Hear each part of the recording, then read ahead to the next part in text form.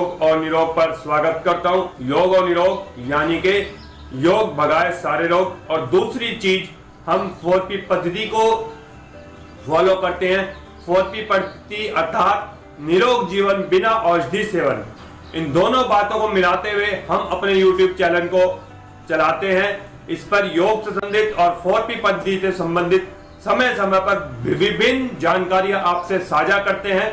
आज की कड़ी में मैं मिथक को तोड़ने का प्रयास करना चाहता हूं। शायद आप सभी भी अपने जीवन में इस मिथक को फॉलो करते हैं। यदि करते हैं तो इसके बारे में थोड़ा सा मेरे कहने से आज 2 मिनट सोचेंगे, विचार करेंगे और अनुभव करेंगे।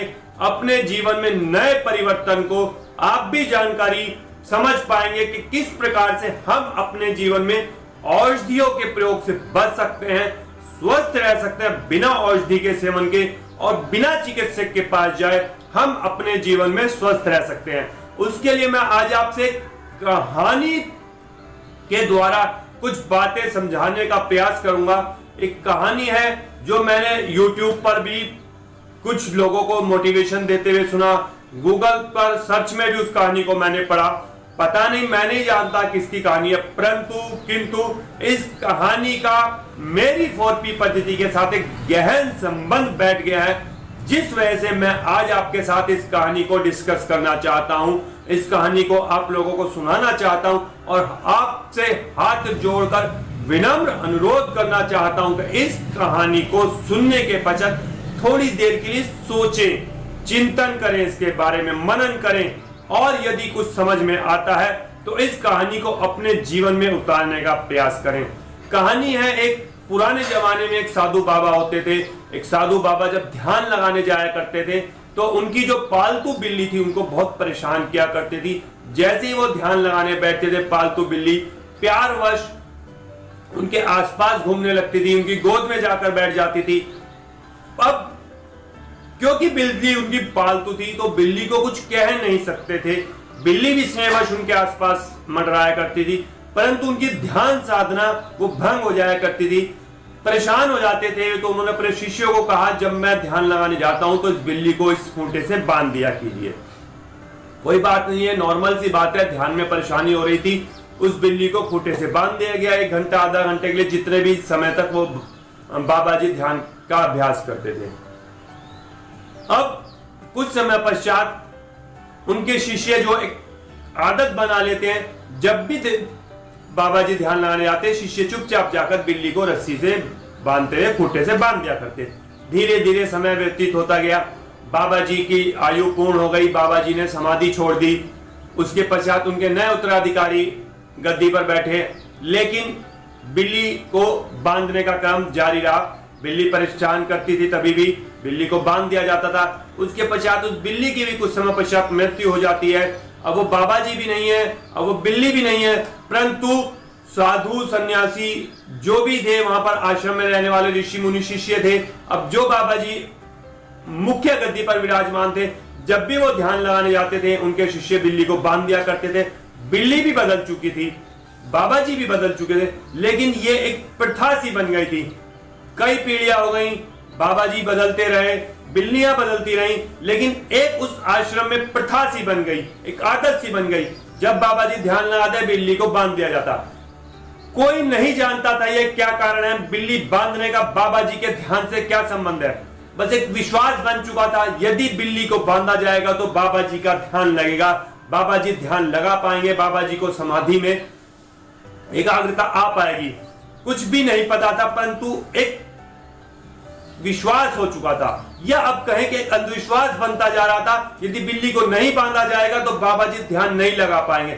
इसी प्रकार अब कुछ भी नहीं पता था, कोई पीढ़ियां बीत चुकी थी, परंतु बिल्ली को बांधना बदस्तूर जारी था। क्या बिल्ली बांधने का बाबा जी के ध्यान लगाने से कोई संबंध हो सकता था? शायद कुछ भी नहीं। यह तो उस समय की परिस्थितियों के हिसाब से, उस समय की आवश्यकता के हिसाब से एक नियम बना था, एक जरूरत महसूस हुई थी, तो बाबा जी के ध्यान लगाते समय बिल्ली को बांध दिया जाता था। परंतु क्या आज के युग में आवश्यक है? जब भी वो बाबा जी ध्यान लगाने बैठते हैं, उस आश्रम में परंपरा बन चुकी है, वो बिल्ली को बांधना ही आवश्यक है। बिल्ली नहीं है तो ढूंढकर कहीं से भी लाई जाती है। बिल्ली हमेशा आश्रम में उपस्थित होती है। बाबा जी ध्यान लगाने जाएंगे तो पहले बिल्ली को बांधा जाएगा।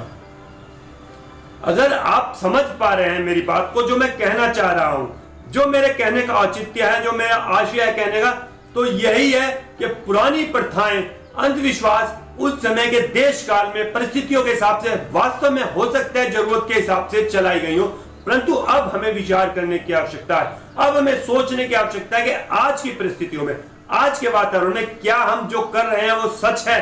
मैं किस बारे में बात कर रहा हूं, अब अपनी बात को इस कहानी के पश्चात प्रारंभ करता हूं, जो कि आज की मुख्य बात है। हम खाना खाने से मानते हैं हमारे शरीर में ताकत आती है। हम मानते हैं कि अन्न यदि ग्रहण करेंगे तो हमारा शरीर हष्ट पुष्ट होगा, लेकिन हमारी 4P पद्धति के बारे में, हमारी 4P पद्धति के द्वारा यह बताया जाता है कि अन्न खाने से आपके शरीर में ताकत नहीं आती है, बल्कि अन्न ग्रहण करने से आपके शरीर में बीमारियां उत्पन्न होती हैं। यदि आप अन्न ग्रहण करते हैं तो आप अपने शरीर में बीमारियों को खुला निमंत्रण दे रहे हैं। यदि आप मेरी बात को नहीं समझ रहे हैं तो इस कहानी को आज की बात के साथ सामंजस्य बैठाते हुए विचार करें, सोचें, चिंतन करें, मनन करें। जब आप उठते हैं, यदि आपने गहरी नींद ली, आप पूरी तरह से चिंता मुक्त होकर सोए थे, तो सुबह आप फ्रेश उठते हैं, ऊर्जा से भरपूर उठते हैं। आपने कुछ भी नहीं खाया है, लेकिन आप सुबह कई घंटे तक बिना थके, बिना परेशान हुए, बिना नाश्ता किए कार्य कर सकते हैं।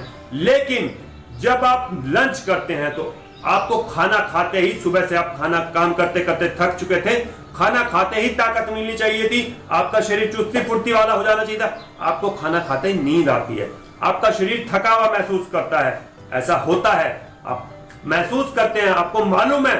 और रात को जब आप घर से थके हारे लौटते हैं, आप खाना खा लेते हैं, तो फिर आपके अंदर ऊर्जा चेतना भर जानी चाहिए, परंतु रात को कभी ऐसा नहीं होता है। आपको सदैव नींद ही आती है। रात को कितना ही अच्छा खा ले, कितना ही खा ले, आपको नींद ही आएगी, आपका शरीर थका हुआ होगा। खाना खाने से ताजगी, चुस्ती, एनर्जी आपके शरीर में नहीं बढ़ती है। सोचिए इस छोटी सी बात को, जो मैं आपको कहना चाह रहा हूं, इसको बात को समझिए। यदि मैं अपनी शब्दों से आपको वो बात ना समझा पा रहा हूं, समझाने में असमर्थ हूं, तो आप अपनी बात का क्वेश्चन भी उठाएं, आप प्रश्न पूछें, व्हाट्सएप ग्रुप ज्वाइन करें। मैं फिर आपके साथ इन बातों के ऊपर विचार विमर्श करने के लिए तैयार हूं। मैं चाहता हूं कि हमारा समाज, हमारा राष्ट्र स्वस्थ हो, और स्वस्थ कैसे हो? बिना औषधि का सेवन किए हुए हो, बिना चिकित्सक की सहायता के हो। हमारा शरीर, मुझे विश्वास है, मेरे साथ लाखों साधकों का विश्वास है जो 4P पद्धति को फॉलो करते हैं, हमारा शरीर बना ही स्वस्थ रहने के लिए। बीमार होने के लिए तो हमें बहुत मेहनत करनी पड़ती है। और आज के वीडियो से भी आपको सारी बात समझ में नहीं आती है, तो जितनी भी 4P पद्धति की मैंने वीडियोस बनाई हुई है, आपको वो सभी देखनी चाहिए, स्टेप बाय स्टेप, एक के बाद एक, रोज एक वीडियो को देखें, सहज होकर देखें, बिल्कुल विश्वास के साथ देखें, एकाग्रचित होकर देखें, और उन सारी वीडियोस में से जो जो बातें आपको लग रही हैं अच्छी, समझ में आ रही हैं अच्छी, उनको अपने जीवन में फॉलो करें और देखें चमत्कार कैसे आप स्वस्थ रह सकते हैं। तो मैं अभी बात कर रहा था, खाने से ताकत नहीं आती है, खाने में ऊर्जा नहीं है। आप इसको अपने आसपास भी देखकर समझ सकते हैं। पहलवान जो होता है पूरी ताकतवर, जब कुश्ती लड़ने जाता है तो खाली पेट जाता है। यदि पेट भरकर जाएगा तो वो कुश्ती हार जाएगा। क्या उसको पता है कि खाने में ताकत नहीं है? सोचना पड़ेगा इस बात को। खाने में ताकत नहीं होती है मित्रों, अन्न से ताकत नहीं आती है। अन्न पचाने में हमारे शरीर की जो जीवनी शक्ति है, प्राण शक्ति है, जो हमें स्वस्थ रखने के लिए आवश्यक है, जो हमें हर काम के लिए, ऊर्जा के लिए आवश्यक है, वो उसका हाश होता है, वो हमारी नेगेटिव हो जाती है। यदि एक एग्जाम्पल के तौर पर मान सकते हैं, हम खाने को खाकर, जो भी हम खा रहे हैं, सपोज 100 कैलोरी ऊर्जा शरीर के लिए उत्पन्न कर पा रहे हैं, उससे 100 कैलोरी ऊर्जा ग्रहण कर पा रहे हैं। आवश्यक नहीं है 100 कैलोरी, मैं एक उदाहरण से समझा रहा हूं। तो मैं आपको समझाना चाहता हूं कि उस खाने को पचाने में 125 कैलोरी या 150 कैलोरी हमारे शरीर को जीवनी शक्ति खर्च करनी पड़ती है, यानी कि अन्न पचाने में हम माइनस हो जाते हैं। और अब आपका प्रश्न हो सकता है कि मैं खाना नहीं खाऊंगा तो ऊर्जा शरीर को काम करने के लिए कहां से मिलेगी? बहुत सरल सा शब्दों में बता देता हूं। यदि आप रात्रि में विश्राम करते हैं, एक व्यवस्थित, एक शांत, एक गहरी निंद्रा लेते हैं तो आपके शरीर को जो आवश्यक ऊर्जा है वो मिल जाती है। जब आप रात्रि काल में सो रहे होते हैं तो शरीर में जितनी भी टूट फूट हो रही होती है वो सारी मरम्मत शरीर की अपनी आंतरिक जीवनी शक्ति कर लेती है और आप सुबह ऊर्जावान उठते हैं। यदि आप पूर्णतः स्वस्थ हैं और निरोगी व्यक्ति हैं तो आप अनुभव कर ले, जब भी प्रातः काल में उठते हैं तो आप पूरी तरह से ऊर्जावान होकर उठते हैं। आप यदि सुबह ही काम में लग जाते हैं किसी में और आपको ध्यान नहीं रहता है कि आपने नाश्ता किया है, तब भी आप थकते नहीं हैं, परंतु जब आप लंच कर लेते हैं तो आप थक जाते हैं। तो मित्रों, मैं आपसे कहना चाहता हूं कि पुराने मिथक को तोड़ें। उस बिल्ली को बांधने की आवश्यकता नहीं है ध्यान लगाने के लिए, जिस प्रकार से उसी प्रकार से आपको खाने में आहार को व्यवस्थित करने की आवश्यकता है। आपको आहार में क्या क्या लेना है ये आप मेरी आहार संबंधित वीडियो को देखकर पता कर सकते हैं। हम जो 4P पद्धति में सजेस्ट करते हैं खाना खाने के लिए, हम जो 4P पद्धति से बताते हैं कि आपको खाने में क्या लेना चाहिए, उसको जितनी भी ऊर्जा उस खाने से हमें मिलती है उसको पचाने में हमें बिल्कुल भी ऊर्जा नष्ट नहीं करनी पड़ती है। हमारा शरीर सारी ऊर्जा उससे एब्जॉर्ब करता है। वो जो मैंने कैलोरीज वाला आपको एग्जांपल दिया था, 100 कैलोरी के ऊपर 150 कैलोरी पचाने में खर्च कर रहे हैं। यदि हम 4P पद्धति के आधार पर आहार ग्रहण करते हैं तो 2 कैलोरी भी हमें खर्च नहीं करना पड़ेगा पचाने के लिए। 100 कैलोरी हम ग्रहण कर पाएंगे उस खाने में से। वो कौन सा खाना है, वो कौन सा आहार है, इसके लिए आपको 4P पद्धति की सारी वीडियोस देखनी होगी, समझना होगा इस 4P पद्धति को, और जीवन में फिर कभी भी बिल्ली को बांधना नहीं पड़ेगा। ध्यान लगाने के लिए, ऊर्जा लाने के लिए गहरी नींद की आवश्यकता होगी, शांत चित्त नींद की आवश्यकता होगी।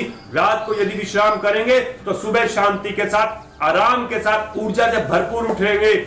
करके देखिए मित्रों, मैं कभी नहीं कहता हूं कि मेरी बात को आपको थोपा जा रहा है। मेरी बातें बिल्कुल ऐसी है, हमारी 4P पद्धति बिल्कुल ऐसी है कि आपको सिर्फ फॉलो करना है, अपने जीवन में अप्लाई करना है, और यदि लाभ होता है, अनुभव करना है, तो फिर आप इसको पक्का कर सकते हैं। विश्वास कीजिए, निश्चित मान लीजिए, लाखों लोग कर रहे हैं इसको फॉलो। बीमार कोई भी नहीं है, बीमार होता नहीं है। नजले की मांग करते हैं, खांसी की मांग करते हैं, सिर दर्द की मांग करते हैं, पेट दर्द की मांग करते हैं, बुखार की मांग करते हैं, होता नहीं है। अपने आप भी कोशिश करें तब भी नहीं होता है। शरीर ऐसा बन जाता है अंदर से, शरीर के अंदर कोई भी ऐसा आहार नहीं जाता है जिससे कि कूड़ा उत्पन्न हो, गंदगी उत्पन्न हो और हम बीमार हो। तो इस बात को दिमाग से निकालिए, कभी बिल्ली बांधने की जहमत मत उठाइए, विवेक का इस्तेमाल कीजिए। अपने दिमाग से निकालिए कि अन्न या भोजन आपको ताकत देता है, ऐसा कदापि नहीं है। विश्वास कीजिए, अनुभव कीजिए। आज काफी बात हो चुकी है मित्रों, मैं आज आपसे विदा लेता हूं और बार बार आपसे अनुरोध कर रहा हूं, हाथ जोड़ के विनती कर रहा हूं, 4P पद्धति को एक बार अपने जीवन में फॉलो करने का प्रयास करके देखिए, अनुभव करके देखिए। यदि स्वस्थ ना हो जाए, यदि बड़ी से बड़ी बीमारी दूर ना हो जाए, तो फिर मैं आपको कभी YouTube पर दिखाई नहीं दूंगा, छोड़ दूंगा इस YouTube को, छोड़ दूंगा लोगों को 4P पद्धति बताने को। किसी को नहीं कहूंगा, जो लोग फॉलो करें उनको भी मना कर दूंगा, परंतु आप अनुभव जरूर कीजिए। मैं भी स्वस्थ, आप भी स्वस्थ, इसी कामना के साथ आज आपसे विदा लेता हूं। करते रहिए योग, 4P पद्धति को अपनाइए, जीवन को निरोग बनाइए। जय हिंद, जय भारत।